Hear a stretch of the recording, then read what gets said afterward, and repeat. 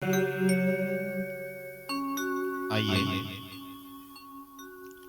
अब हम लोग कथा में प्रवेश करें। आज तृतीय दिवस की कथा होगी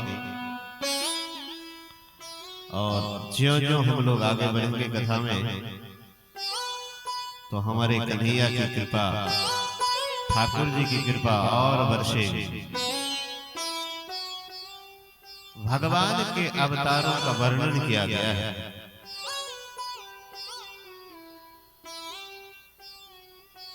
सूत जी कहते हैं, सृष्टि के आदि में भगवान ने लोगों के निर्माण की इच्छा की। इच्छा होते ही उन्होंने महत्त्व आदि से निष्पन्न पुरुष रूप ग्रहण किया।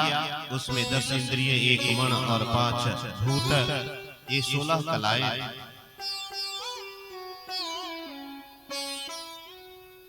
उन्होंने कारण जन में शयन करते हुए जब योग निद्रा का विस्तार किया, तब उनके नाभि सरोवर में से एक कमल प्रकट हुआ। उस कमल से प्रजापति के अधिपति ब्रह्मा जी उत्पन्न हुए। ब्रह्मा जी कहां से आए? भगवान के नाभि से कमल प्रकट हुआ और उस कमल से ब्रह्मा जी की उत्पत्ति हुई है। भगवान का यही पुरुष रूप जिसे नारायण कहते हैं, अनेक अवतारों का अक्षय कोश है। इसी से सारे अवतार प्रकट होते हैं।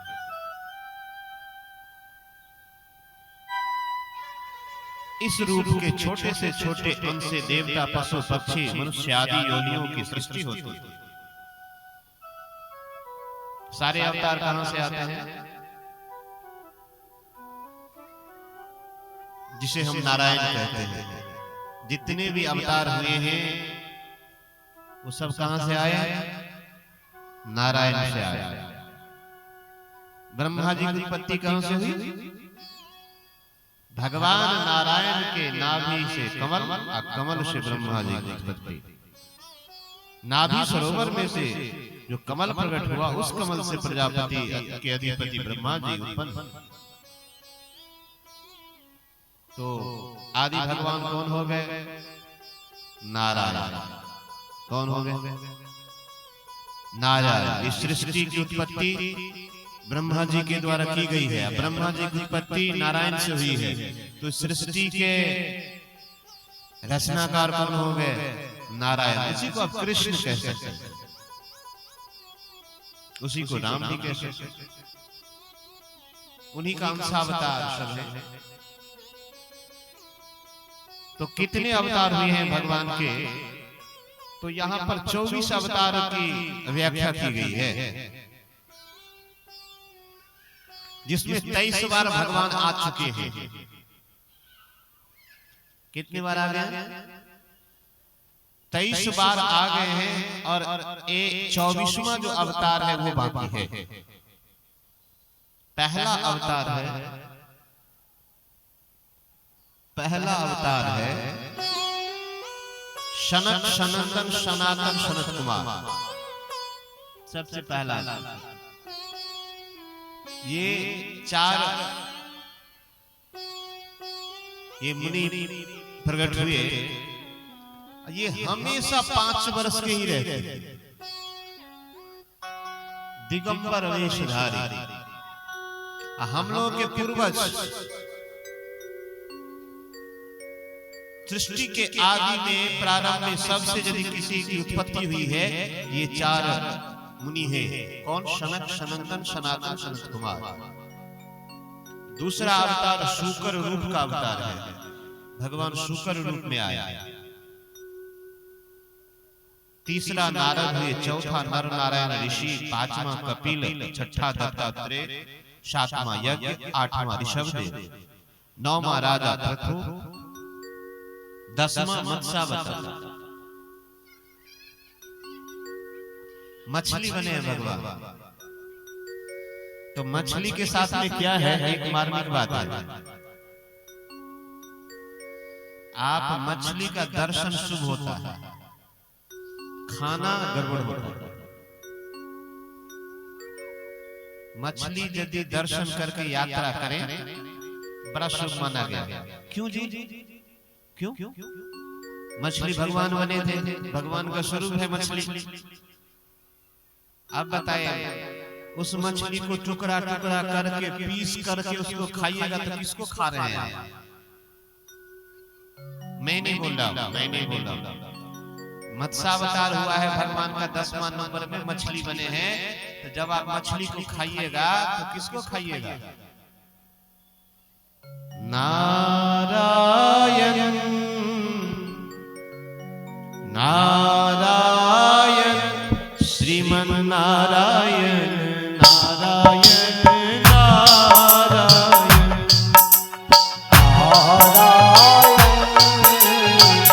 नारायण श्रीमन नारायण नारायण नारायण नारायण श्रीमन नारायण नारायण नारायण नारायण श्रीमन नारायण नारायण नारायण हरि ओम हरि ओम हरि ओम हरि ओम हरि ओम हरि ओम हरि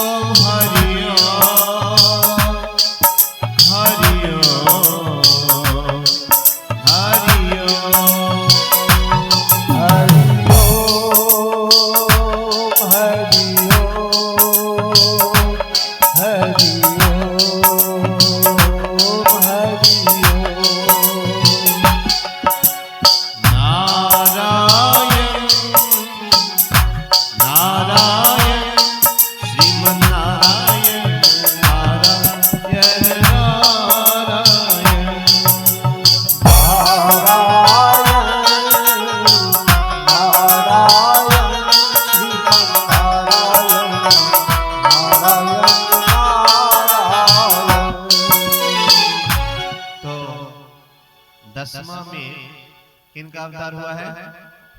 मछली का, मत्स्यावतार। मछली खाने से पहले याद रखिएगा कि किसको खा रहे हैं। 11वां में कच्छप अवतार हुए, कछुआ बने हैं।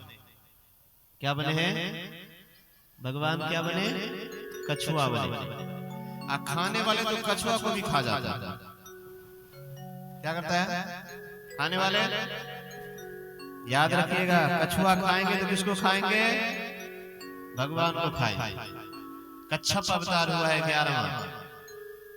12वां धन्वंतरी, 13वां मोहिनी अवतार हुआ है। 14 में नरसिंह अवतार हुआ, नर आधा सिंह। 15 में वामन अवतार, 16वां परशुराम अवतार, 17वां व्यास अवतार, 18वां राम अवतार, 19वां बलराम अवतार, 20वां श्री कृष्ण अवतार, 21वां बुद्धावतार, 22वां हंस अवतार, 23वां हयग्रीव अवतार और 24वां में कल की अवतार भी बाकी है। कल युग में भगवान आएंगे, वो बाकी है। 23 हो चुका है, 24वां बाकी है। तो ये भगवान जी कि ये अवतार थे सारे। भगवान जो अवतार लिए थे वो, आइए महर्षि वेदव्यास। महर्षि वेदव्यास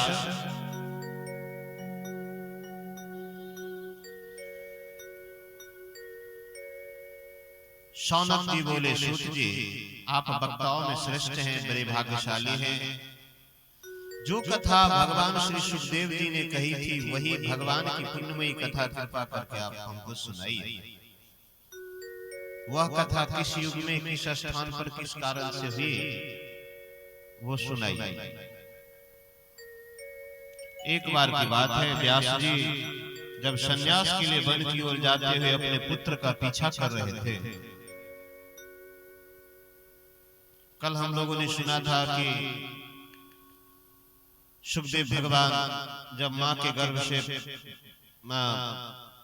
इस धराधाम पर आए तो फिर जंगल की ओर प्रस्थान, वन की ओर प्रस्थान करने लगे। तो उसी के पीछे में पुत्र पुत्र बेटा बेटा कह के व्यास जी लग गए। आगे में घटना घट गई। आगे जब गए तो जल में कुछ स्त्रियां स्नान कर रही थी और सुखदेव जी मां के पेट से जन्म लिए तो फिर चले गए तो कपड़ा कब पहने? कपड़ा पहनने का मौका नहीं मिला, कपड़ा नहीं पहने। सुखदेव जी दिगंबर है, बिना वस्त्र के निकल पड़े। युवा थे वो स्त्रियां सुखदेव जी को देख के वस्त्र नहीं पहने, लेकिन व्यास जी जो बुजुर्ग थे उनको देख के स्त्रियां वस्त्र पहने। व्यास जी को इस बात कि जो देखे उनका ऐसा व्यवहार आश्चर्यचकित हो गए। व्यास जी ने सवाल किया, देवियों मेरा बेटा युवा है, अब वो वस्त्र नहीं धारण किया है, दिगंबर वेशधारी है, तो उसको देख के तुम लोगों ने वस्त्र धारण नहीं किया, नहीं की तुम लोगों ने, लेकिन मैं वृद्ध, मैं बुजुर्ग, और हमको देख के तुम लोगों ने वस्त्र धारण कर लिया, क्या? इसका क्या मतलब? क्या मेरी दृष्टि में खोट है? स्त्रियां कहती हैं, नहीं महाराज ये बात नहीं है। आपका जो बेटा युवा है तो युवा, लेकिन उसके दिमाग में, उसके मन में स्त्री पुरुष का भेद नहीं है। उसके दिमाग में स्त्री पुरुष का, वो स्त्री में भी परमात्मा को देखते हैं, पुरुष में भी परमात्मा को देखते हैं, उसको कण कण में परमात्मा नजर आ रहा है, उसको स्त्री पुरुष दिखाई नहीं देता। लेकिन आपके भीतर में स्त्री पुरुष का भेद है। पता है ये महिला, ये पुरुष क्या है? ये कबर है, कबर, फूल। भीतर में वही वस्तु है जो आपके, जो महिला के भीतर में, वो पुरुष के भीतर में, जो बकरी गधा जानवर जितने भी जीव जंतु के भीतर में जो वस्तु है, जो तत्व है, वो सबके भीतर में वही तत्व है। कण कण में रमने वाला जो राम है वो महिला में भी है, पुरुष में भी है। ये तो ऊपर से खोल है, कवर है, लेकिन वो तत्व एक है। कहते हैं ये व्यास जी कौन है जी, जो भागवत जैसे महान ग्रंथों की रचना किए हैं। जरा हम लोग थोड़ा सा व्यास जी के बारे में जान लेते हैं। सीताराम सीताराम सीताराम गाए जा, प्यारे श्री राम जी को मन से रिझाए जा।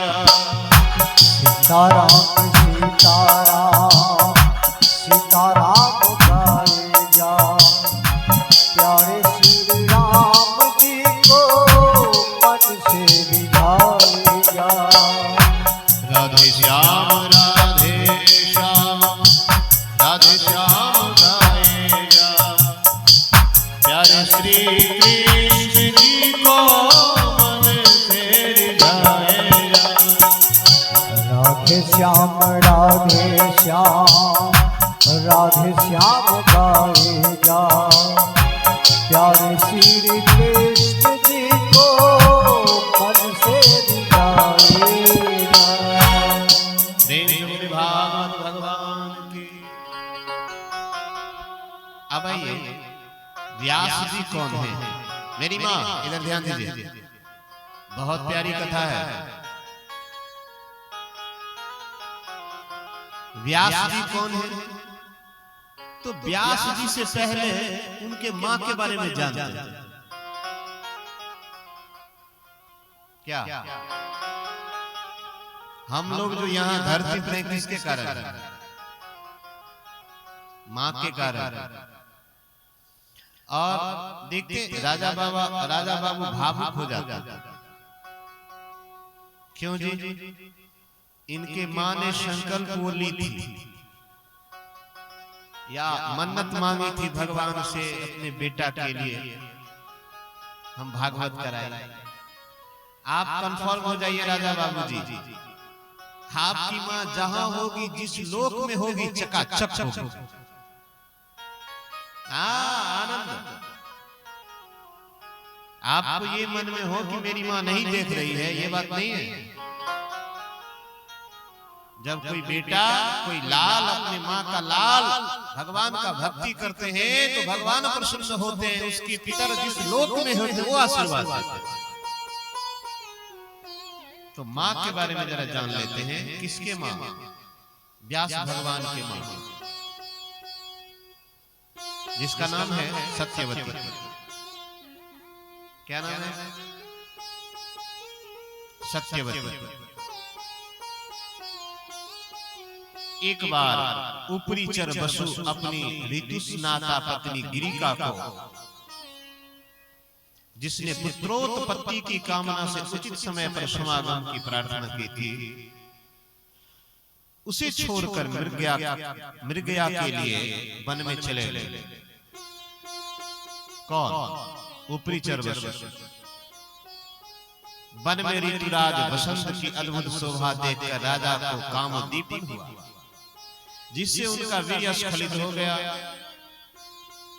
राजा ने यह विचार किया कि मेरा यह वीर्य व्यर्थ न जाए और रानी का ऋतुकाल भी व्यर्थ न हो, अतः बटपत्र पुटक में रखकर एक बाज पक्षी के द्वारा उस वीर्य को रानी के पास भेजा।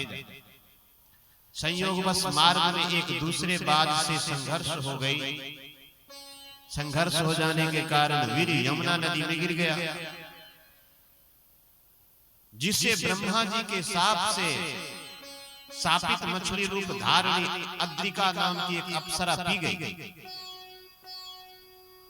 कालांतर में जब वह मत्स्यजीवी मल्लाहों के जाल में वह मछली फंसी, मछुआरों ने उसके पेट को चीरा, उस मछली के पेट को चीरा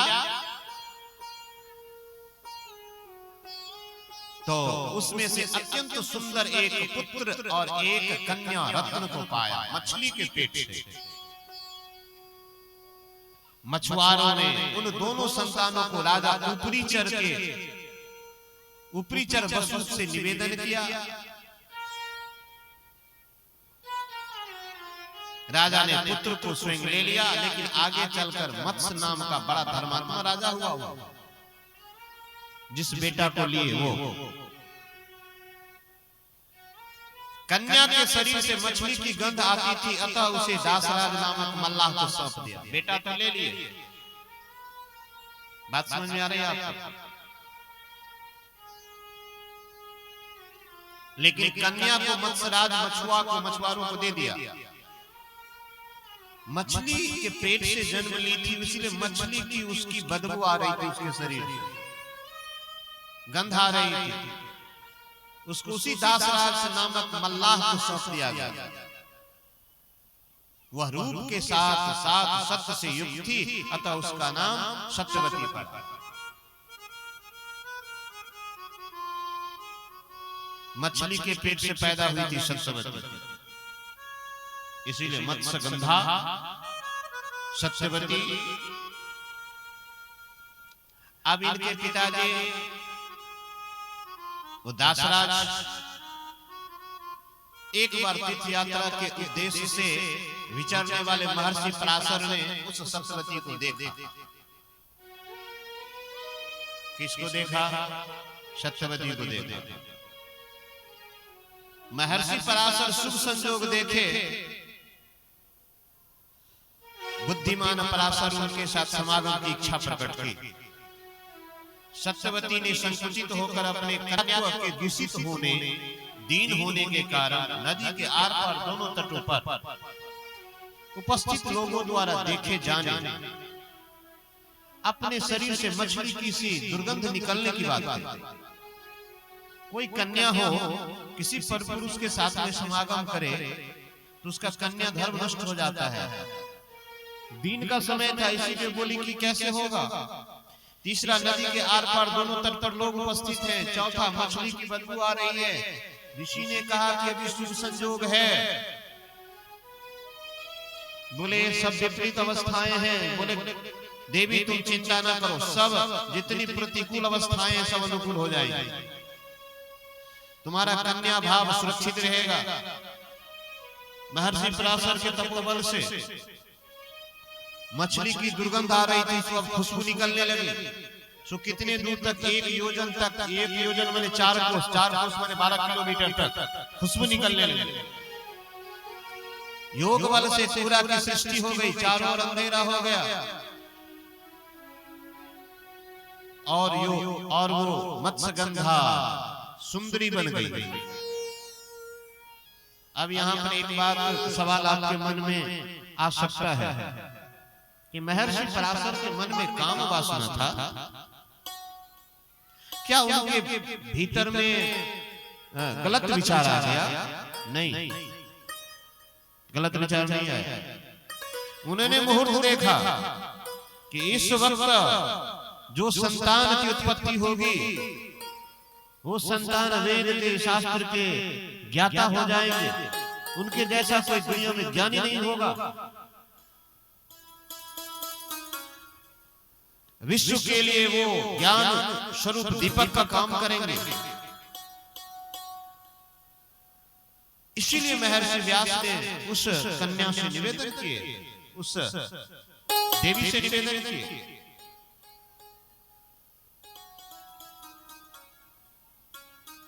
और जब दोनों का समागम हुआ तो यही शिशु पराशर जी से उत्पन्न हुए, इसीलिए इसका नाम पराशर्य पड़ा। वेद व्यास को क्या बोलते हैं? पराशर्य, पराशर के पुत्र, इसीलिए पराशर्य। दूसरा नाम यमुना के द्वीप पर हुआ है। जल से घिरे हुए भूभाग जो रहता है, चारों तरफ जल रहता है, बीच में जो स्थल रहता है उसको द्वीप बोलते हैं। तो यमुना के द्वीप पर हुआ, इसीलिए इनका नाम पड़ गया द्वैपायन। द्वीप पर उत्पन्न हुए इसीलिए द्वैपायन। एक नाम पराशर, पराशर का बेटा। दूसरा नाम द्वैपायन, द्वीप पर यमुना के द्वीप पर हुए इसीलिए द्वैपायन।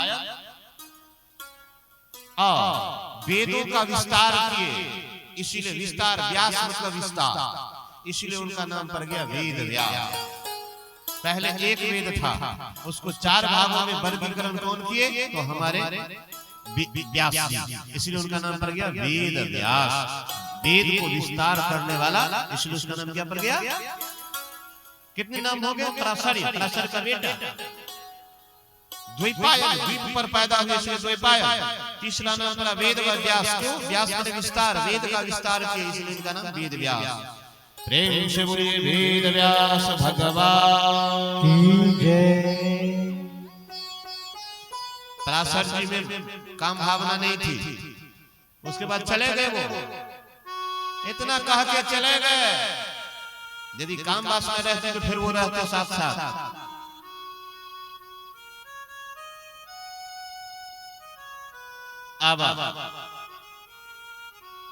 अब थोड़ा विचार करिए। ये 17 पुराण लिखे हैं कौन?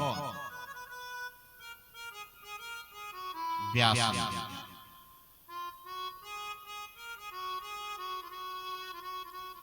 17 पुराण लिख लिए, मन में संतोष नहीं हुआ। महाभारत की रचना किए, फिर भी मन में संतोष नहीं हुआ। मन खिन्न सा। एक मार्मिक बात है, पराशर ऋषि और मत्स्यगंधा, उनके पिताजी मछली पकड़ने का काम करते थे, नाव चलाने का काम करते थे। उनकी बेटी थी मत्स्यगंधा, उनसे हुआ है व्यास जी। अब इनको बताइए आप, कोई व्यक्ति बोलेगा कि जन्म से ब्राह्मण होता है, तो जन्म से ही तो मत्स्यगंधा के बेटा है व्यास। विचार करिए। अभी प्रवक्ता लोग खूब इस बात को रखते हैं, ब्राह्मण ब्राह्मण ब्राह्मण खूब रटेंगे, खूब रटेंगे, लेकिन ब्राह्मण को बताएंगे नहीं कि ब्राह्मण किसे कहते, वो नहीं बताएंगे। कभी पूछ दीजिएगा वक्ताओं से, पंडितों से कि ब्राह्मण कहते हैं कैसे। उसी व्यास जी के लिखे हुए पोथी को पढ़ पढ़ के लोग ब्राह्मण बनता है। किसके पोथी को पढ़ के? व्यास जी के लिखे हुए पोथी को पढ़ पढ़ के लोग ब्राह्मण बन जाता है। तो कहते हैं कि शास्त्र पढ़ने का अधिकार सबको नहीं है, तो लिखने वाला कौन था बताइए? उसकी मां ब्राह्मणी तो नहीं थी।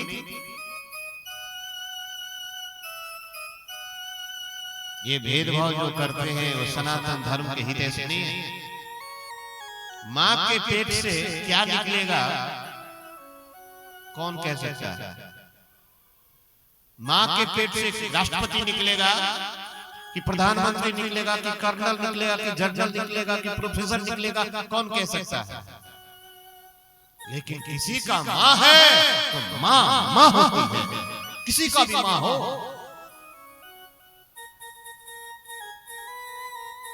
दो पंक्ति गा ले मां के लिए।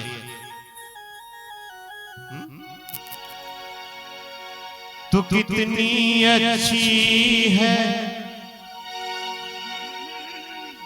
तू कितनी प्यारी है, न्यारी न्यारी है।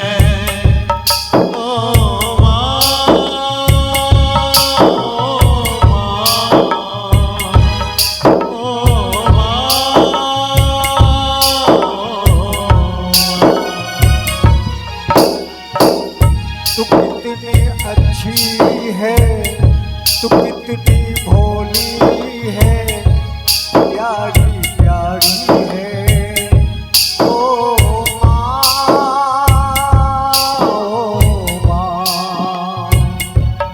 ये जो दुनिया है ये मन है कांटों का, ये जो दुनिया है ये मन है कांटों का, तो फुलवारी है। ओ माँ,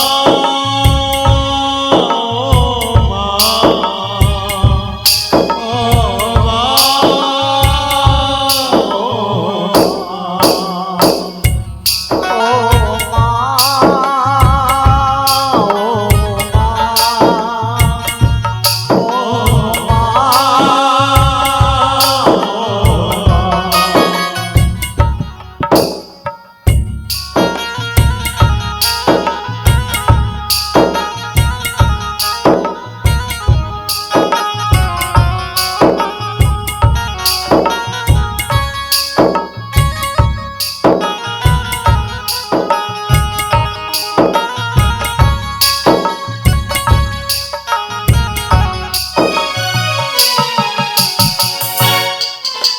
भाग्य बिहारी लाल की जय। सनातन धर्म में एक जबरदस्त बीमारी,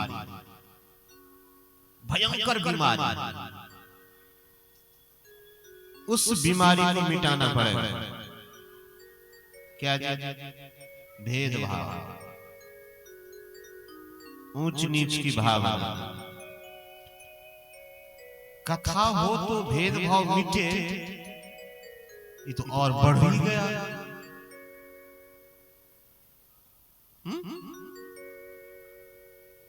तो हम लोगों ने देखा व्यास जी कैसे हुए। ये व्यास जी पहले एक वेद था, अब उस एक वेद को 4 भाग किए। ऋग्वेद, यजुर्वेद, सामवेद, अथर्ववेद, वेद का भी 4 भाग में बांटे, उसका पृथक्करण किए, महाभारत की रचना की, 17 पुराण की रचना की, 17 पुराण की रचना की। फिर भी मन प्रसन्न नहीं है, कुछ मन खिन्न सा, दुखी हैं। उसी समय में कौन आ गया? नारद जी आ गया। नारद किसे कहते हैं पता है? नारद शब्द की व्याख्या नारद, जिसकी वाणी रद न हो उसे क्या कहते हैं? नारद। ना माने नहीं, रद माने जो रद न हो, झूठा ना हो। तो जिसकी वाणी रद न हो उसे क्या कहते हैं? नारद। नारद जी आ गए। जब नारद जी आएंगे तो खाली खाली नहीं आएंगे। नारद जी आते हैं तो खाली खाली आते हैं। क्या आते हैं जी? उनके हाथ में क्या है? बीना है। बीना कहां से आया? किसने दिया बीना? भगवान ने दिया बीना। तीनों लोग में भ्रमण करते हैं और बीना बजा के कीर्तन करते हैं। तो हम लोगों के पास में तो बीना है नहीं। क्या है? क्या है? हाथ है। हाथ ताली बजाइए थोड़ा सा। नारद जी आ गए। कहां आ गए? एक भक्त दुखी है, एक भगवान का लाल दुखी है, व्यास जी दुखी है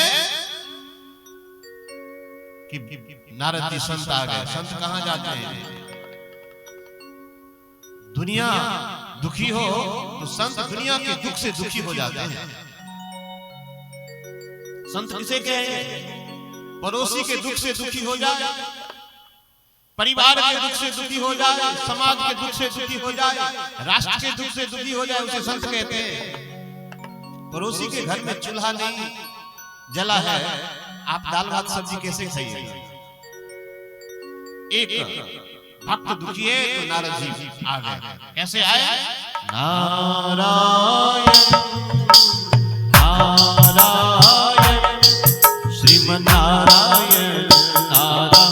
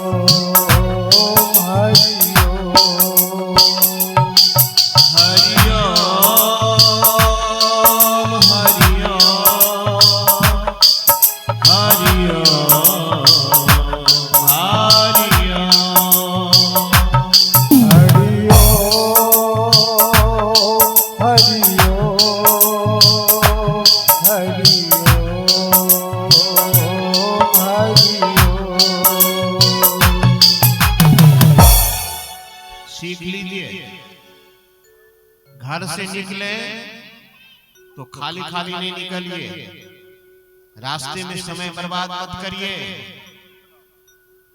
राम नाम के लोट है, ये मौका फिर नहीं मिलेगा प्यारे। जब हम गाड़ी में चले, बस में चढ़े, बाइक पर चले, 4 व्हीलर में चढ़े, तो समय को गपशप में न बिताएं, आलतू फालतू बातों में न बिताएं, लग जाइए। राम नाम के लोट है,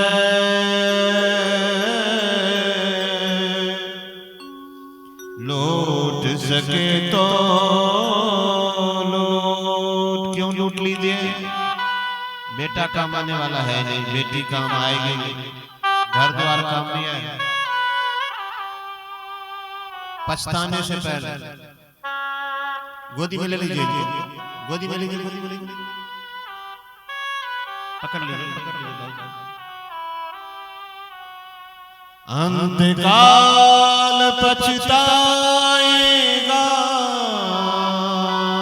ऐ मौला, हाथ में कुछ नहीं आएगा, कुछ नहीं आएगा।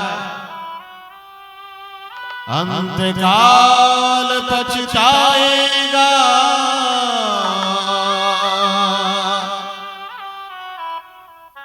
जब प्राण जाएंगे छो। चलते भगवान का नाम, उठते भगवान का नाम, बैठते भगवान का नाम, सोते भगवान का नाम। मरने के बाद राम नाम सत्य है। कौन देखा है? जीते जी राम नाम सत्य कर लीजिए, अपने जीवन में राम को जगा लीजिए। नारद जी आए हैं, व्यास जी दुखी हैं। नारद जी ने प्रश्न किया, महाभाग व्यास जी, आपके शरीर और मन दोनों ही अपने कर्म एवं चिंतन से संतुष्ट है? अवश्य ही आपकी जिज्ञासा तो भली भांति पूर्ण हो गई, क्योंकि आपने जो महाभारत की रचना की वह बड़ा ही अद्भुत है। वह धर्म आदि सभी पुरुषार्थों से परिपूर्ण है। इतना सब कुछ करने के बाद भी आप अकृतार्थ पुरुष के समान अपने विषय में सो क्यों कर रहे हैं? व्यास जी बोले कि आपने जो मेरे बारे में कहा वो बात सच है। मुझे पता नहीं चल रहा है कि मैं दुखी क्यों। मानव को अपने दुखी का कारण पता नहीं चलता है, कभी सोचता ही नहीं कि मैं दुखी क्यों हूं, कभी नहीं सोचता। दूसरों को दोष देने में लगा रहता है कि सामने वाला गड़बड़ है। ना ना ना, चिंतन करिए, बैठ जाइए, कभी सोचिए कि मेरे दुख का कारण। जैसे किसी व्यक्ति को कोई बीमारी हो तो डॉक्टर जांच लिखते, क्यों जांच लिखते? बीमारी पता चले तब तो दवाई छोड़ा जाएगा। बिना बीमारी का दवाई कैसे देंगे? इसीलिए अल्ट्रासाउंड किया जाता है, एक्सरे किया जाता है, सीटी स्कैन किया जाता है। अभी यहाँ व्यास जी को पता ही नहीं है कि मैं दुखी क्यों हूं। ऐसे ही जीव को पता ही नहीं चलता है कि मेरे में बीमारी क्यों, क्या है, मैं दुखी हूं क्यों, कभी चिंतन ही नहीं करता। इसीलिए थोड़ा सा वक्त निकाले, अपने विषय में चिंतन करें कि मैं दुखी क्यों। अपने से समझ में ना आए तो किसी संत के पास जाइए, गुरु महाराज के पास जाइए। नारद जी कहते हैं, व्यास, ये व्यास जी, मुझे ऐसा लगता है कि आपने अभी तक भगवान के निर्मल यश का गान नहीं किया। मैं ऐसा मानता हूं कि जिससे भगवान संतुष्ट न हो वह ज्ञान अधूरा है, वह शास्त्र अधूरी है। आप भगवान के लीला का, प्रेममयी लीला का वर्णन करें।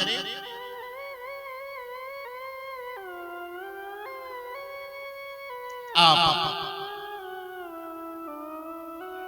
समाधि के द्वारा अचिंत्य शक्ति भगवान की लीलाओं का स्मरण कीजिए।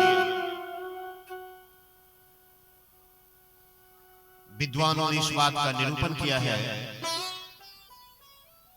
मनुष्य की तपस्या, वेदाध्ययन, यज्ञानुष्ठान, स्वाध्याय, ज्ञान और दान एकमात्र प्रयोजन यही है कि पुण्य कीर्ति श्री कृष्ण के गुणों और लीलाओं का वर्णन किया जाए। आप ज्ञानी होकर क्या करेंगे? आप ज्ञानी होकर क्या करेंगे? भोला बाबा से ज्यादा कोई ज्ञानी होगा दुनिया में? अब भोला बाबा ध्यान में रहते हैं, जगते हैं तो कथा करते हैं, बाद में ध्यान में चले जाते हैं, बस इतना ही काम है भोला बाबा। हनुमान जी से कोई ज्ञानी होगा? ज्ञानी नाम अग्रगण्यम, ज्ञानियों में अग्रगण्य है। क्या करते हैं? श्री राम जय राम लगे रहते हैं। नारद जी से ज्ञानी कोई होगा जी? नारायण में लगे रहते हैं। याद रखिएगा, आप वेद के जानकार हैं, शास्त्र के जानकार हो जाए, आत्म साक्षात्कारी हो जाए, लेकिन लास्ट में आना पड़ेगा। कहां आएगा? हरि नाम संकीर्तन पे आना पड़ेगा। कलयुग में एक खास बात है, कलयुग केवल हरि गुण गाहा, गावत नर पावहि भवताहा। श्री राम जय राम जय जय राम, श्री राम जय राम जय जय राम। कलयुग केवल हरि गुण गाहा, गावत नर पावहि भवताहा। श्री राम जय राम जय जय राम, श्री राम जय राम जय जय राम। मंगल भवन मंगलहारी, द्रवहु सुदशरथ धीर बिहारी। श्री राम जय राम जय जय राम, श्री राम जय राम जय जय राम। कलियुग केवल हरि गुण गाहा, गावत नर पावहि भवताहा। श्री राम जय राम जय जय राम, श्री राम जय राम जय जय राम। ओम कहूँ मैं अनुभव अपना, सत हरि भजन जगत सब सपना। श्री राम जय राम जय जय राम, श्री राम जय राम जय जय राम। कहा हनुमंत पति प्रभु सोई, जब तब सुमिरन भजन होई। श्री राम जय राम जय जय राम, श्री राम जय राम जय जय राम। श्री राम जय राम जय राम, श्री राम जय राम जय राम।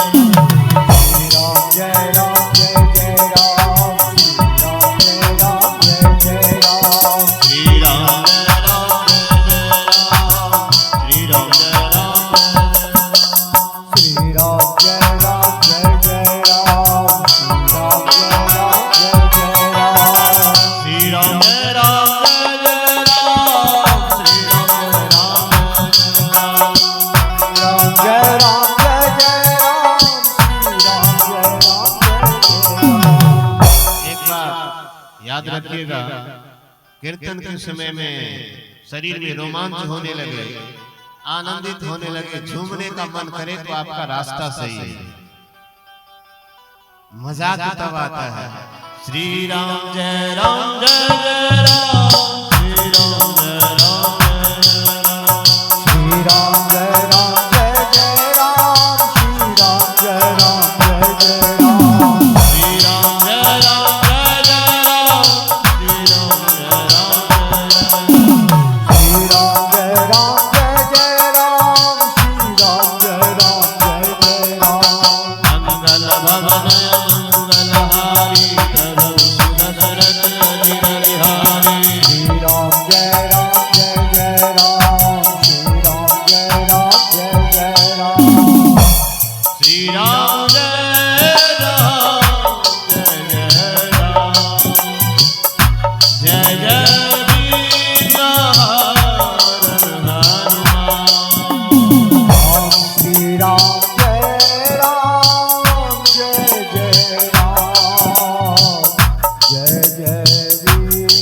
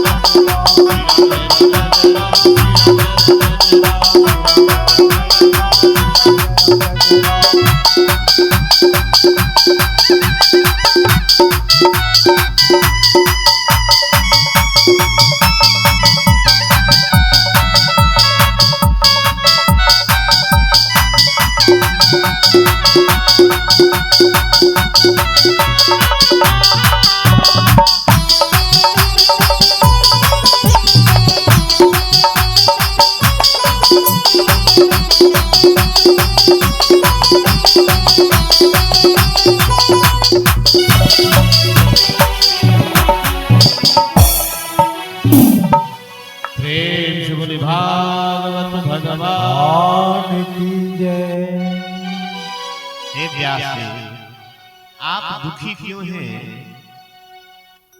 आप भगवान के गुण के लीला का वर्णन करिए। अब नारद जी कहते हैं अपना अनुभव। व्यास जी मुझे क्या हुआ सो मैं बता रहा हूं। अनुभव पता है किसको कहते हैं? रसगुल्ला के बारे में बोलना, किताब पढ़ के बोलना और रसगुल्ला खा के अनुभव करना, दोनों में फर्क है कि रसगुल्ला पर 5 घंटा भाषण दिया जाए तो सुनने वाले को क्या लाभ होगा? कुछ पता चले? खट्टा मीठा कड़वा कुछ लगेगा? पेट भर जाएगा? 5 घंटा भाषण दिया जाएगा रसगुल्ला पर, कुछ नहीं बोला जाएगा, मुंह में 2-4 रसगुल्ला डाल दिया जाए तो खाने वाला सब समझ जाएगा ना कैसा होता है रसगुल्ला। ये अनुभव है। जो रसगुल्ला खाएगा खुद बोलने लगेगा कि रसीला होता है, मीठा होता है, स्वादिष्ट होता है, मुलायम होता है, उजला होता है, खुद बोलेगा खाने वाला, लेकिन पढ़ेगा वो भूल जाएगा। अनुभव। नारद जी कहते हैं व्यास जी आप भगवान के प्रेममयी लीला का वर्णन करिए। क्यों करिए? मेरा अनुभव सुनिए, मेरा अनुभव सुनिए। अनुभव ये है, क्या अनुभव है? अब नारद जी क्या सुना रहे हैं? अपना अनुभव सुना रहे हैं। किसको सुना रहे हैं? एक दुखी व्यक्ति। राजा बाबा क्या सुना रहे? किसको सुना रहे हैं? एक दुखी व्यक्ति को एक संत अपना अनुभव सुना रहा है कि मैं कैसा था।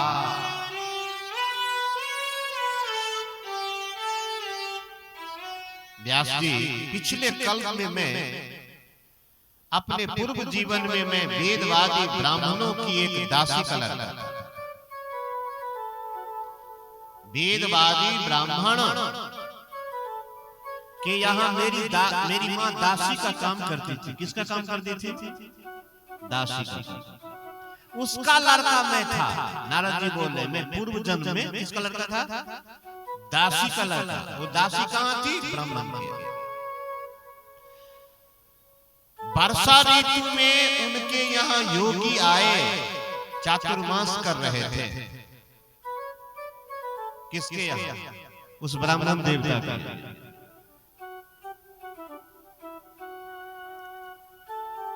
बचपन में ही मैं उनकी सेवा में नियुक्त कर दिया गया। किसके सेवा में लग गए? संतों की सेवा में। मैं यद्यपि बालक था, बोले मैं बालक था, फिर भी किसी प्रकार की चंचलता नहीं करता था। मैं जितेंद्रिय था, खेल कूद से दूर रहता था, बोलता भी कम था।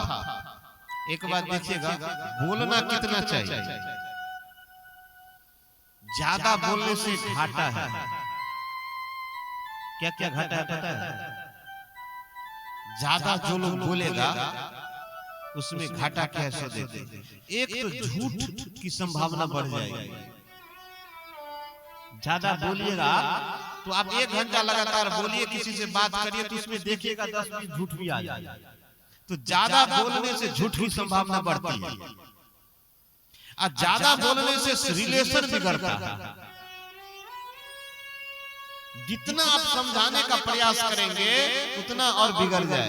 ज्यादा बोले ना, कम बोले, नाप तौल के बोले। जितने भी झंझट है, झगड़ा है, पति पत्नी के, बाप बेटा के, परिवार अड़ोस पड़ोस के झगड़ा है, वाणी के कारण। किसके कारण है? ज्यादा ना बोले, बोले तो नाप के बोले, तौल के बोले। नाप तौल के बोले तो कैसे वाणी बोले? मीठी वाणी बोलिए, उसमें रुपया खर्च है। प्यार से बोलिए तो प्यार भीतर में रहेगी तब तो निकलेगी प्यार। अब प्यार कैसे आएगी? जहां से प्रेम वितरण होता है। प्रेममयी भगवान है, भगवान को यहाँ बसाएंगे तो वाणी आपकी मधुर हो जाएगी। अधरम मधुरम वदनम मधुरम, सब मधुर हो जाएगा।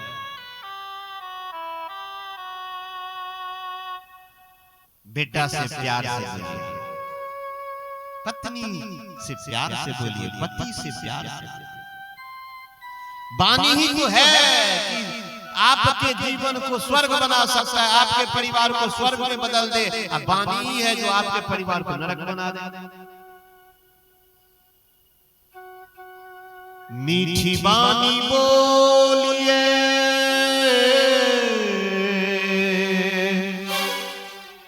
क्या फायदा होगा इससे? मन का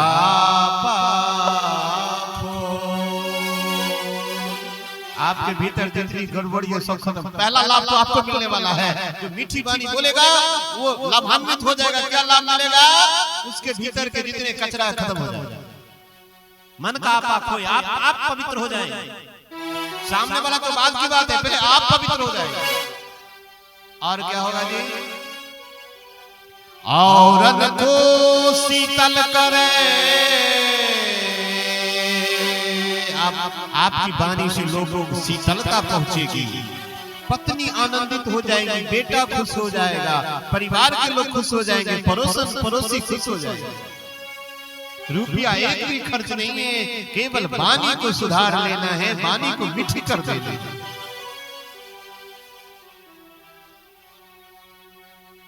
और जय सिया राम, जय सिया राम, जय सिया राम, जय सिया राम।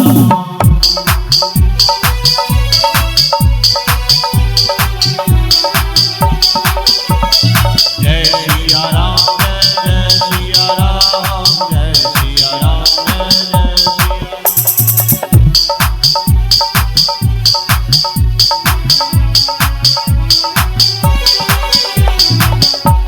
व्यास जी दुख का कारण बता रहे हैं। याद रखिए, आप दुखी हैं, कोई जीव दुखी है, उसका कारण देख लीजिए। यहाँ व्यास दुखी हैं, 17 पुराण रचने वाले, रचना करने वाले, महाभारत की रचना करने वाले ऐसे ज्ञानी दुखी हैं। यदि हम आप दुखी हो जाए तो सुन लीजिए ये कथा, आपके जीवन में दुख नहीं आएगी। मेरी माँ कथा सुने, दुख खत्म न हो तो गड़बड़ है। दाल में काला है जी, दवाई खाएं और रोग कम न हो, ये तो दवाई में गड़बड़ है, डॉक्टर में गड़बड़ है।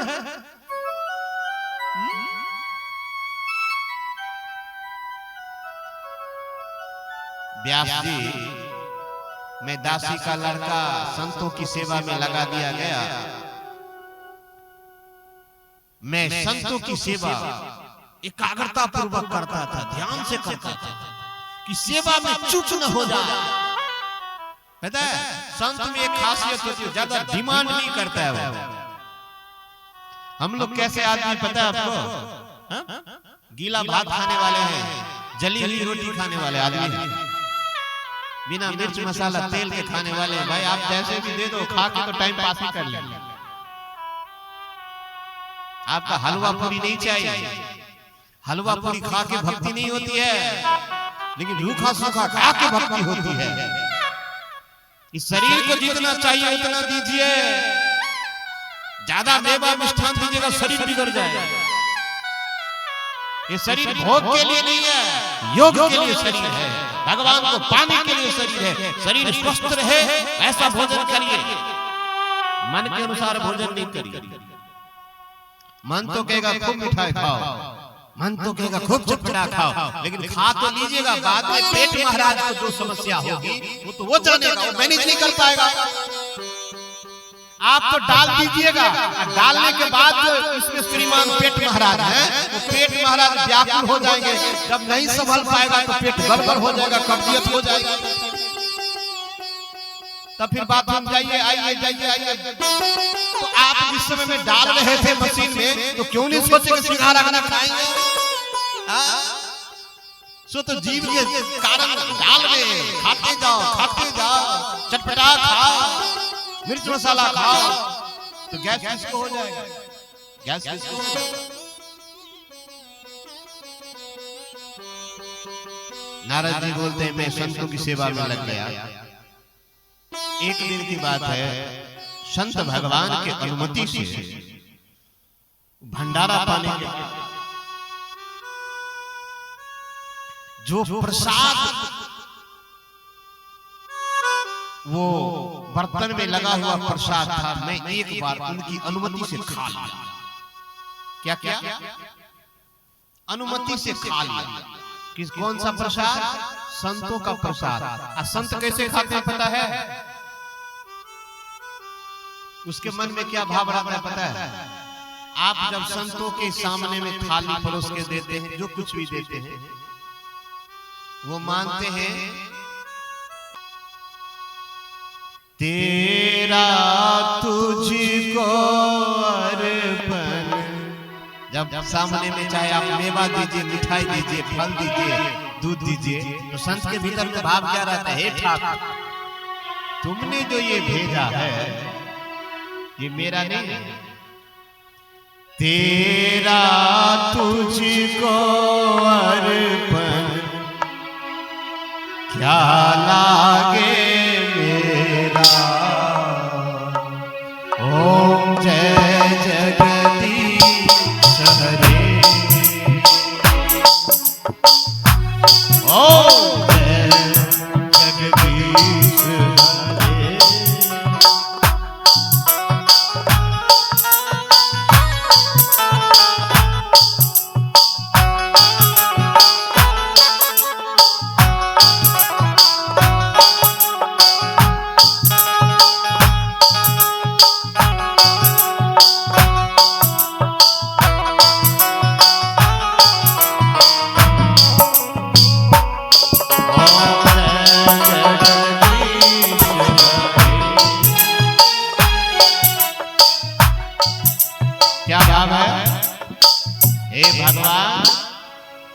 ये जो आप प्रसाद दिए हो, और संत में खासियत और है, कोई वस्त्र धारण करता है, कोई सामग्री वो लेते हैं तो पहले भगवान को अर्पण करते हैं। टोपी ले लीजिए, दुपट्टा ले लीजिए, आप सूट ले लीजिए, जो कुछ भी लेते हैं भगवान को पहले समर्पित है। भगवान ये तेरा। नारद जी बोलते हैं कि मैं संतों की अनुमति से प्रसाद खाया, तो प्रसाद खाया तो क्या हुआ? मेरा हृदय शुद्ध हो गया। क्या हो गया? अच्छा, आप लोग भी तो अपने अपने घर में खाते होंगे जी। भूखा तो कोई रहता नहीं होगा, खाते रहते हैं? भूखा नहीं रहते हैं। तो एक काम करिए, 1 रुपया आपसे हम खर्चा नहीं करवा रहे हैं। मेरी माँ ध्यान दीजिए, आपके घर का जो अन्न है वो प्रसाद बन जाएगा। करना क्या है? बिना लहसुन प्याज का जब आप भोजन बनाएंगे उसमें तुलसी दल दे के भगवान के तस्वीर के नजदीक रख दीजिएगा, या आप रसोई घर में ही रखिएगा, लेकिन स्नान करके खाना बनाना। आपको मंत्र आए तो बढ़िया, न आए तो बढ़िया, आप इतना कह देना है कि भगवान भोग लगाएंगे, और थोड़ी देर निकल जाइएगा रूम से, बस कुछ देर के बाद जाइएगा, फिर भगवान को भोग उठा लीजिए और सब मिल के खाइए। क्या हो जाएगा? प्रसाद। देखिएगा उस घर में बरकत होगी।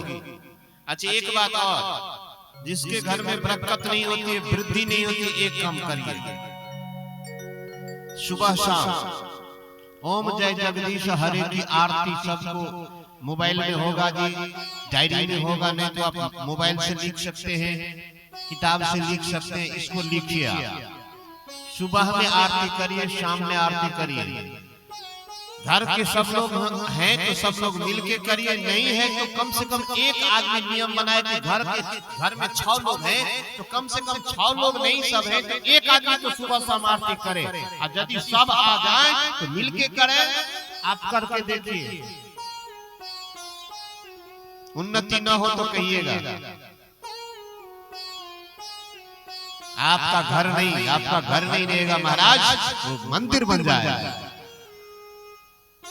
मैं किताब की बात, लिखी हुई बात नहीं कह रहा हूं, मैं करता हूं, मेरे जीवन में हुआ है, मैं अनुभव बता रहा हूं। मेरी माँ 5 मिनट समय दीजिए, पहले घर के लोग बैठ जाइए, विचार करिए, और विचार करके निर्णय लीजिए कि आरती शुरू घर में होनी चाहिए।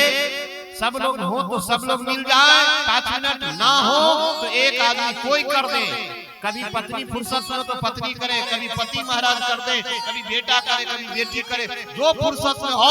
आप यदि माँ को फुर्सत नहीं है तो बेटी को बोले कि बेटी जरा आरती कर लो, बेटा को बोले कि जरा आरती कर लो, हम काम में हैं। कोई नियम न टूटे, एक आदमी कोई कर ले। जैसे आप दुर्गा पूजा करते हैं अपने गांव में, तो कोई आदमी नहीं रहता है तो गांव में दुर्गा पूजा होती है कि नहीं होती? आप नहीं है तो दूसरा आदमी है, दूसरा नहीं है तो तीसरा, तो पूजा तो रुकती नहीं है ना।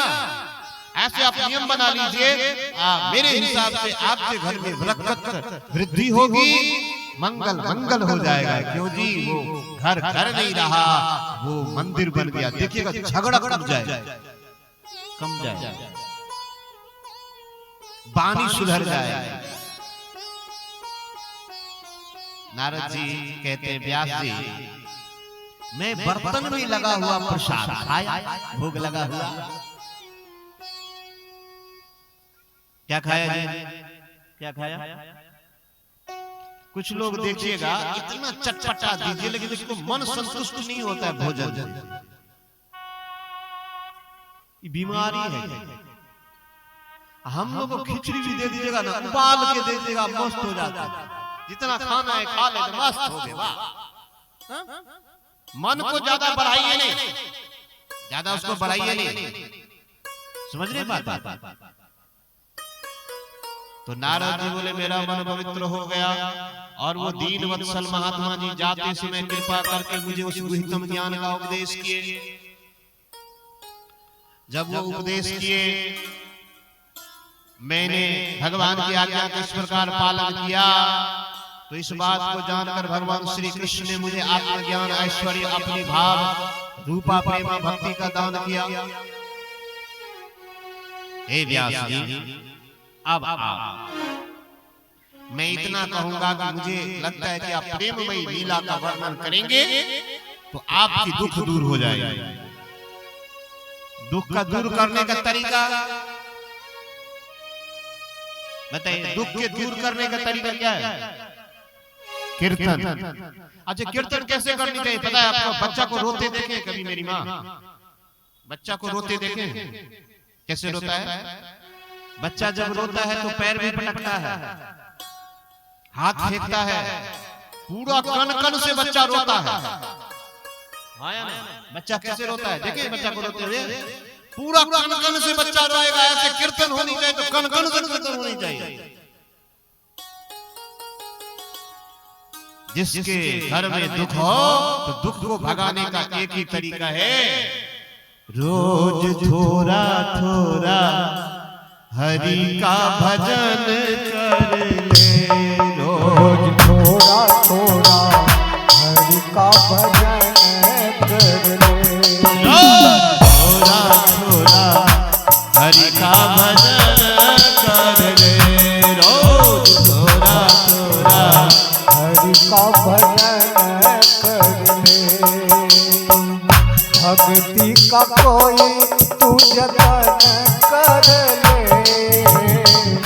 भक्ति का कोई तू जतन कर ले रे। रोज थोड़ा थोड़ा हरि का भजन कर ले, रोज थोड़ा थोड़ा हरि का भजन कर ले।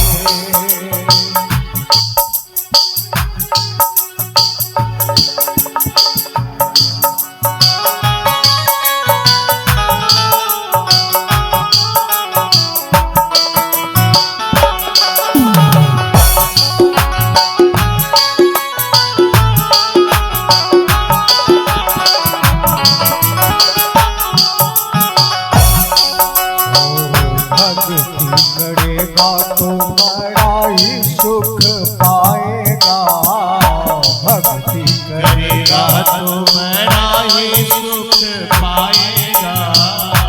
भक्ति करेगा तो बड़ा ही सुख पाएगा, भक्ति करेगा तो बड़ा ही सुख पाएगा। भक्ति से आत्मा का मैल छूट जाएगा, भक्ति से आत्मा का मैल छूट जाएगा। भक्ति से आत्मा का मैल छूट जाएगा। भक्ति से मन को चमन कर ले, भक्ति से मन को चमन कर ले। भक्ति से मन को चमन कर ले, भक्ति से मन को चमन कर ले। थोड़ा थोड़ा हरि का भजन कर ले, रोज थोड़ा थोड़ा हरि का भजन कर ले।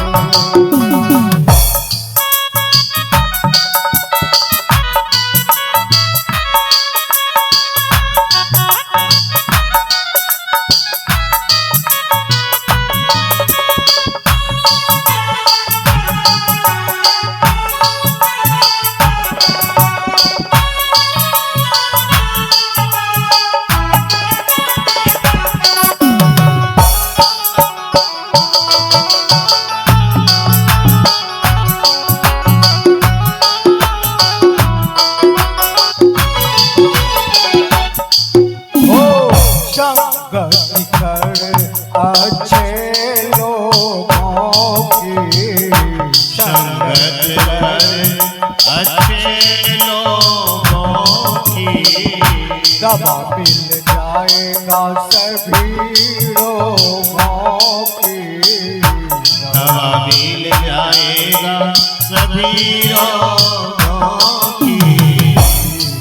संगत कर अच्छे लोगों की, संगत कर अच्छे लोगों की। दवा मिल जाएगा सभी लोगों की, दवा मिल जाएगा सभी लोगों की।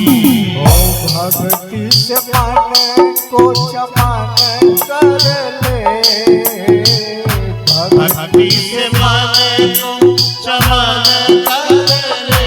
रोज थोड़ा थोड़ा हरि का भजन कर ले, थोड़ा थोड़ा हरि का भजन कर ले।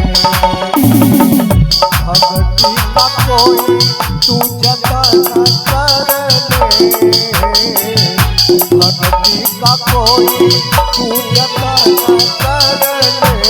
रोज थोड़ा थोड़ा हरि का भजन कर ले, रोज थोड़ा थोड़ा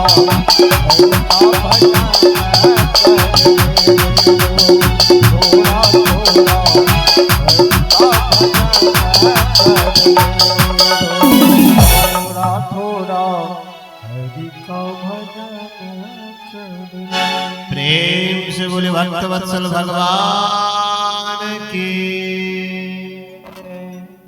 हे व्यास जी, आप भगवान के पुण्यमयी प्रेममयी लीला का वर्णन करिए।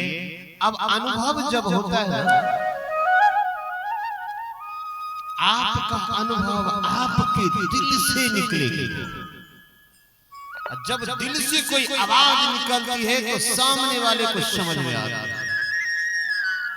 जब नारद जी अपने पूर्व जन्म का अनुभव बताए तो व्यास जी को समझ में आ गई बात, और व्यास जी लग गए, ध्यान किए, भगवान का ध्यान किए और लिखने लगे। कहां लिखने लगे? हाँ, एक सवाल और है। व्यास जी बोले कि आप तो छोटी अवस्था की आप, जब वो संत लोग चले गए तो आपने क्या किया? सूत जी कहते हैं महात्मा लोग चले गए तो मैं अपनी मां का एक लौता लड़का था। नारद जी बोले, एक मेरी मां स्त्री, दूसरे मूढ़, तीसरी दास। वह स्त्री मूढ़ और दासी, मुझे उसके सिवा कोई सहारा न था। मैं अपनी मां के स्नेह पास में बंधा था। एक दिन की बात है, मेरी मां गाय दूहने के लिए रात के समय घर से बाहर निकली। रास्ते में उसके पैर से सांप छू गया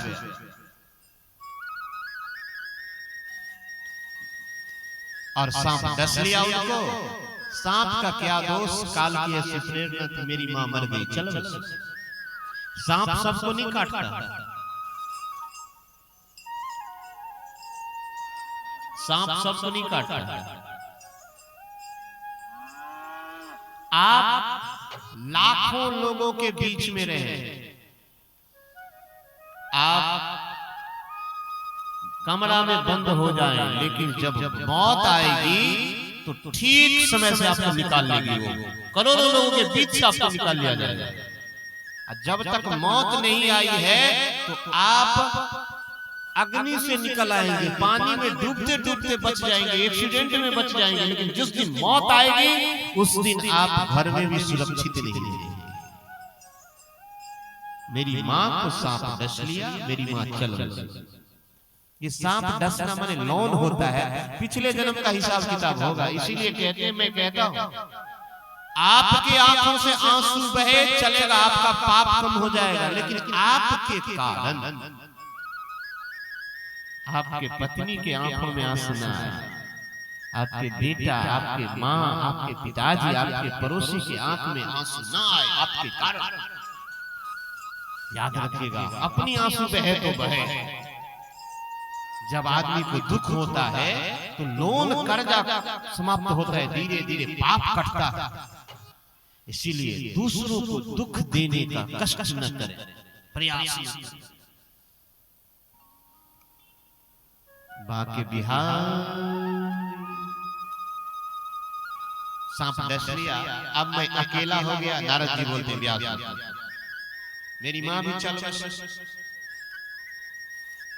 एक बात देखिए, हम लोगों को कितने मां हैं? सबको 2 मां हैं। कितने मां हैं? मेरी मां। कितने मां हैं हम लोगों को? कितने मां हैं? 2 मां हैं। आपके याद 2? मुझे तो 2 मां नहीं है, लेकिन है आपको 2 मां।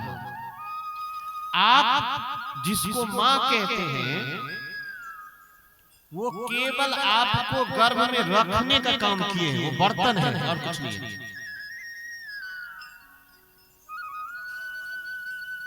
माँ का गर्भ क्या है जी? बर्तन है, कुछ की नहीं है माँ, कुछ नहीं किए, कुछ किए बड़ा इत्मीनान से नाक बना दी, कान बनाई मेरी माँ, दांत बनाई, सारा कुछ बना के हाथ पैर बना के भेज दी। किसने बनाई?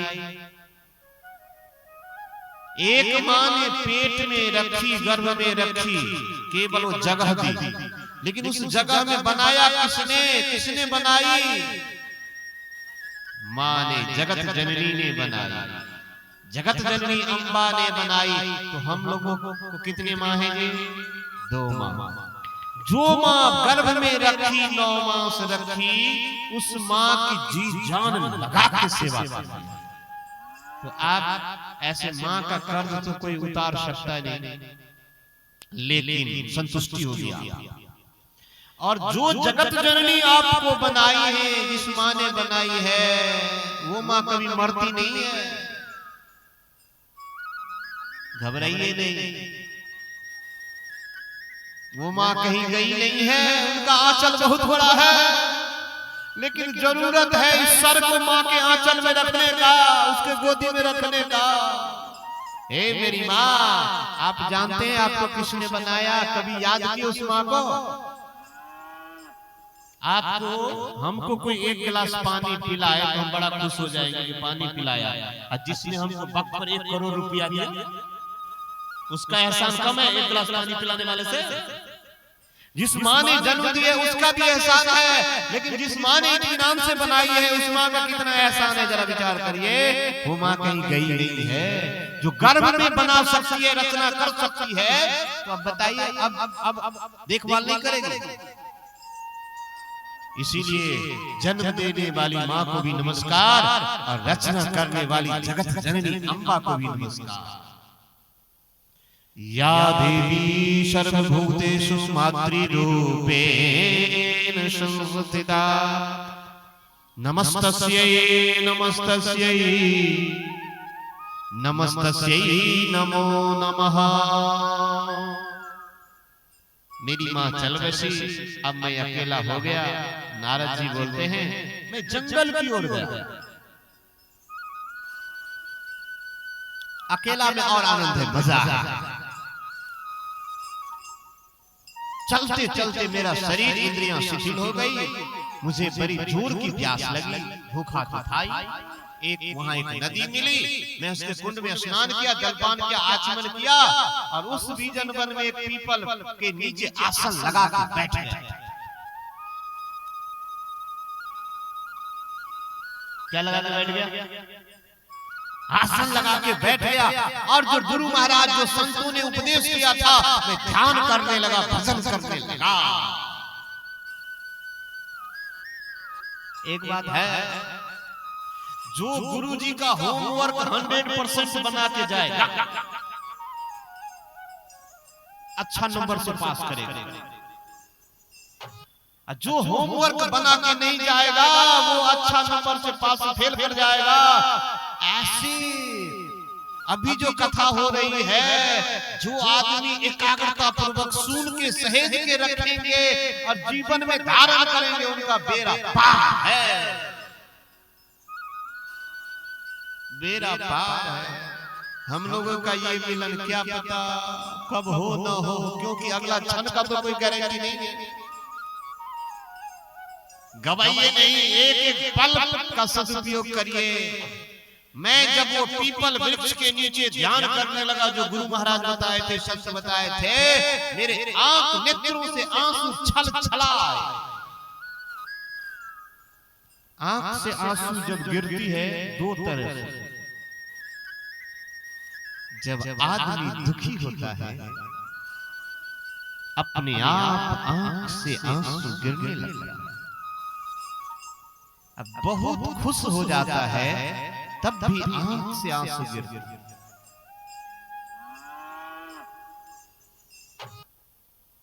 ये आंसू बताता है कि आप कितने सुखी हैं, कितने दुखी हैं। प्रेम का जो आंसू है, भक्ति का जो आंसू है, पता है वो मोती है, हीरा है, हीरा।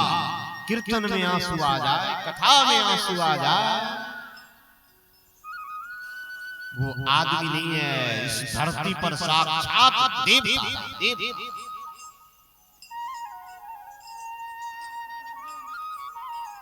जब लोग भक्ति करता है तो हार जाता है, भक्ति में हार होती है, हार के भी लोग जीत जाते हैं।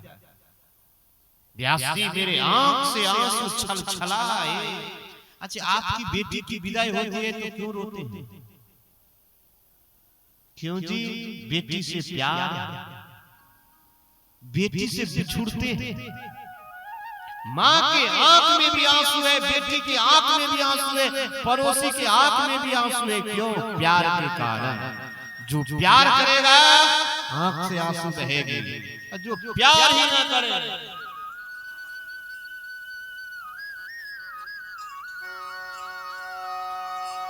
मैं तो तुम संग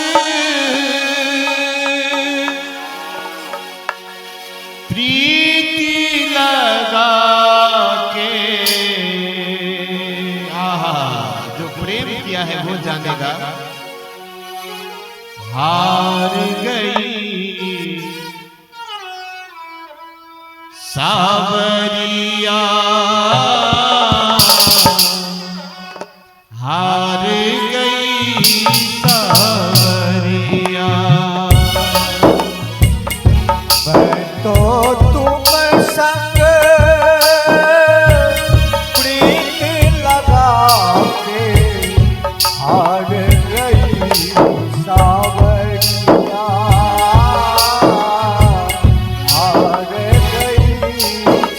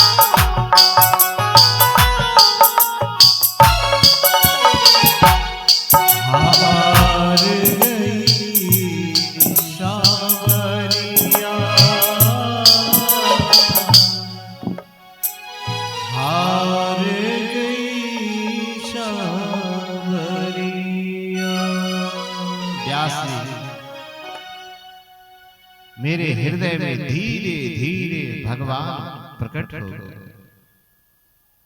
मैं उस छवि को निहार के दर्शन करके धन्य धन्य हो गया, मेरा रोम रोम पुलकित हो उठा, हृदय अत्यंत शांत हो गया, शीतल हो गया। आनंद की बाढ़ में मैं ऐसा डूबा कि मुझे अपना और ध्येय वस्तु का तनिक भी भान न रहा। मेरी माँ भक्ति की निशानी है, पहचान है। जब मन अत्यंत पवित्र हो जाए, शांत हो जाए, आप समझिएगा कि मेरी भक्ति सही है। कोई चिंता नहीं, कोई टेंशन नहीं। घोर से घोर विपत्ति में मन की शीतलता कायम रहे, ये भक्ति का पहचान है। लेकिन व्यास जी, ये स्वरूप ज्यादा देर तक नहीं रहा। कुछ क्षण के लिए उस स्वरूप का दर्शन हुआ और वो स्वरूप फिर पुनः हृदय से क्या हो गया? भगवान क्या हो गए? अंतर्ध्यान हो गए।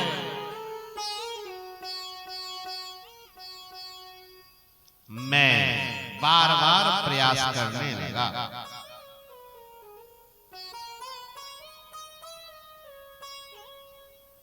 बार बार मैं प्रयास करने लगा उस स्वरूप को देखने के। लेकिन जब बहुत मैं प्रयत्न किया तो वो स्वरूप तो नहीं मैं देख पाया। लेकिन आकाशवाणी हो गई, बोले खेद है, इस जन्म में तुम मेरा दर्शन नहीं कर सकोगे।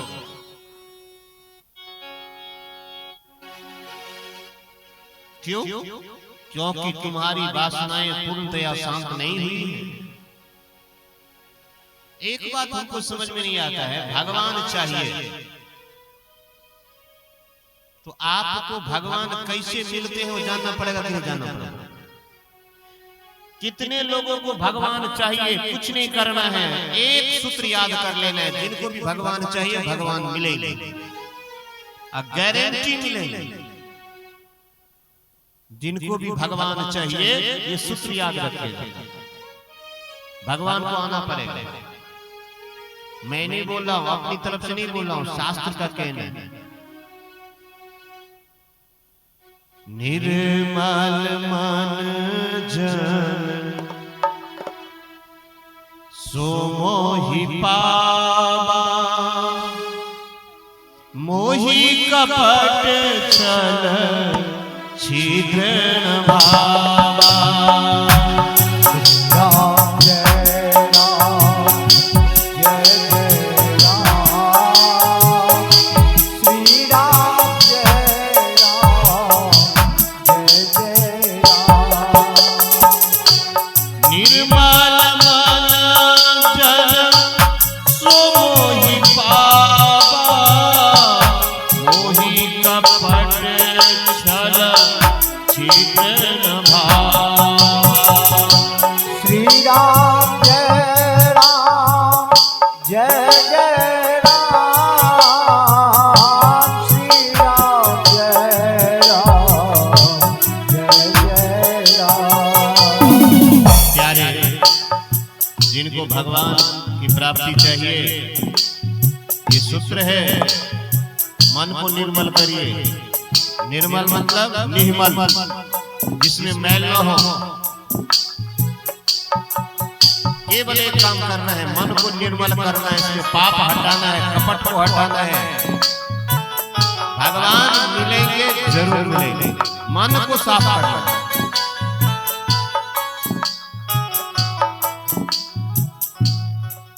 हम लोग अयोध्या चले जाएं अच्छी बात है, वृंदावन जाएं अच्छी बात है, काशी जाएं अच्छी बात है, लेकिन भगवान मिलेंगे ये तो मन निर्मल होगा। तब निर्मल मन जन सो मोहि पावा। कौन मुझे पाएगा? जिसका मन निर्मल होगा। मोहि कपट छल छिद्र न भावा। श्री राम जय राम, जय जय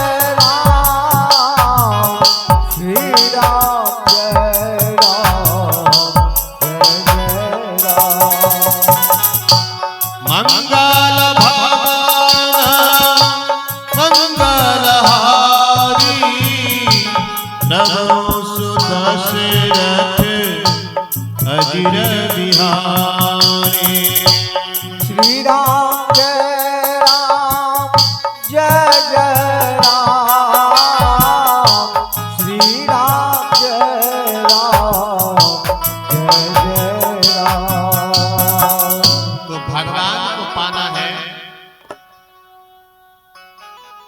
एक ही सूत्र है, मन को निर्मल। एक बात बताइए, आप जहां बैठे हैं वहां कचरा हो तो बैठिएगा, बैठिएगा। जब आप कचरे में नहीं बैठिएगा तो भगवान का आसन कहाँ है लगा है, पता है आपको? हृदय। जब आप कचरे में नहीं बैठिएगा तो भगवान का जो जगह है, चेयर है, कुर्सी है, हृदय, उस हृदय में कचरा हो तो भगवान कैसे आए? भगवान कैसे आए? हमने आंगन नहीं बुहारा, आपके आंगन में कचरा हो तो मेहमान लौट जाएंगे। लेकिन मैं किस आंगन की बात करता हूं? इस हृदय रूपी आंगन की बात करता हूं। हमने आंगन नहीं बुहारा, हमने आंगन नहीं बुहारा, कैसे आएंगे भगवान, कैसे आएंगे भगवान। हमने आंगन नहीं बुहारा, हमने आंगन नहीं बुहारा, कैसे आएंगे भगवान, कैसे आएंगे भगवान, कैसे आएंगे भगवान, कैसे आएंगे भगवान, कैसे आएंगे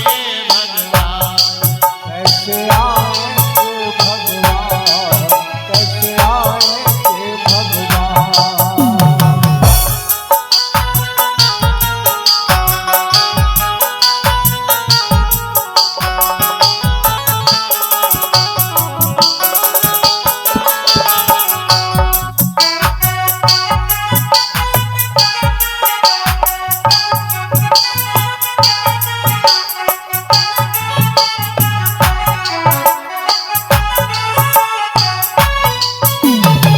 और क्या ताली बजते रहे, बजाने का मन करता है।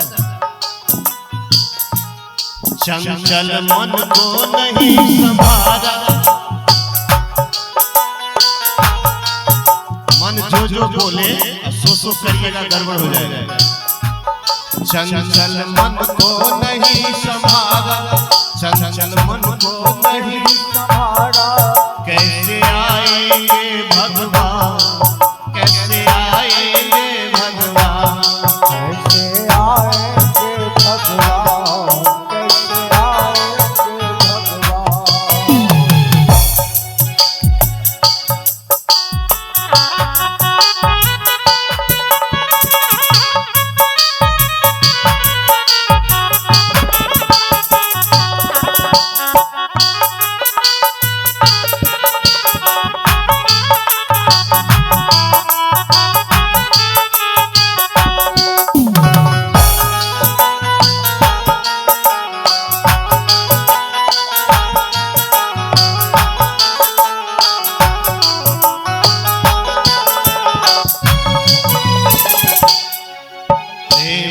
भक्तवत्सल भगवान की।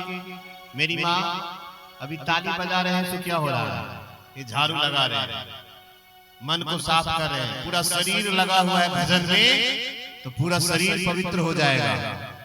बोले भगवान बोले इस जन्म में मैं नहीं मिलूंगा तुमसे, अगले जन्म में। हे व्यास जी, थोड़ी देर अल्पकालीन संत की सेवा से मेरा मन निर्मल हुआ। मुझे एकाएक जैसे बिजली कौंधती है, बिजली कौंध गया, मैं शरीर को छोड़ दिया। अगली बार मैं भगवान का पार्षद होके आया। ये बीना मेरे हाथ में देखते हैं, भगवान दिए हैं। इस बीना से मैं तीनों लोक में हरि नाम अखंड संकीर्तन करते रहता हूं। ऐसे नारद जी जब अपना अनुभव बताए, अब व्यास जी कहां आए हैं? ब्रह्म नदी सरस्वती के पश्चिम तट पर सम्याप्रास नामक एक आश्रम है, वही व्यास जी अपना उनका आश्रम है। वहां परमहंसों की संगता श्रीमद् भागवत की रचना करते। आहा, व्यास भगवान की व्यास भगवान की एक बार जोर से बोले जय।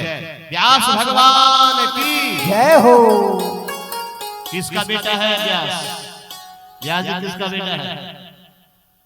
मछुआरे का बेटा है, केवट का बेटा है, किसी का बेटा? ऐसे में ओरिजिनल वास्तविक में परिचय आपका पूछूं तो आपका बाप कौन है? आप हिंदू मुस्लिम सिख ईसाई बाद में बने हैं, यहाँ बनाया गया है, लेकिन आपका बाप मालिक है, सबका मालिक एक, गॉड इज वन। मैं फिर एक बार आपको बता दूं, जो ये भेदभाव है, जाति पाति है, ये संप्रदाय है, ये प्राइमरी बात है। जो कोई पंडित बात करे, वक्ता बात करे, ब्राह्मण क्षत्रिय वैश्य शूद्र की बात करे, उसको समझ जाइए कि 5वीं पास नहीं किया। आप बोलेगा कैसे? तो बाबूजी 5वीं में जो पढ़े थे सो लेटर पढ़े थे, वॉवेल पढ़े थे, कॉन्सोनेंट पढ़े थे ना, पढ़े थे ना। जो जो आगे गए तो टेंस पढ़े, नरेशन पढ़े, वॉइस पढ़े, पढ़े कि नहीं पढ़े? पैराग्राफ लिखना सीखे।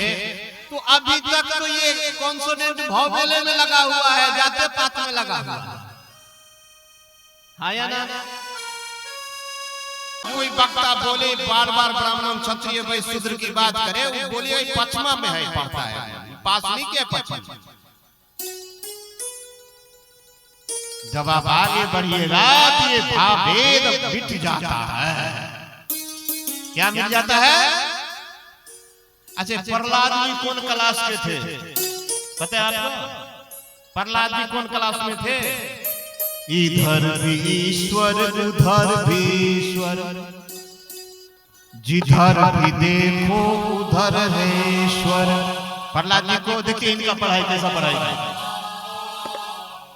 आई पंडित सबको नजर आता है, ये शूद्र है तो ये है तो ये वो है, ये नजर आता है। इसका मतलब ये पापी में है। जब आगे बढ़ेगा तो क्या नजर आएगा? इधर भी ईश्वर उधर भी, इधर भी ईश्वर, जिधर भी देखो उधर है ईश्वर, जिधर भी देखो उधर है ईश्वर। इधर नहीं है मेरा परमेश्वर, इधर भी ईश्वर उधर भी ईश्वर, इधर भी ईश्वर उधर भी ईश्वर, जिधर भी देखो उधर है ईश्वर, जिधर भी देखो उधर है ईश्वर। विचार करिए, परमहंसों की संहिता भागवत की रचना किए और अपने बेटा को पढ़ाए। किसको पढ़ाए? सुखदेव जी को पढ़ाए। अब आइए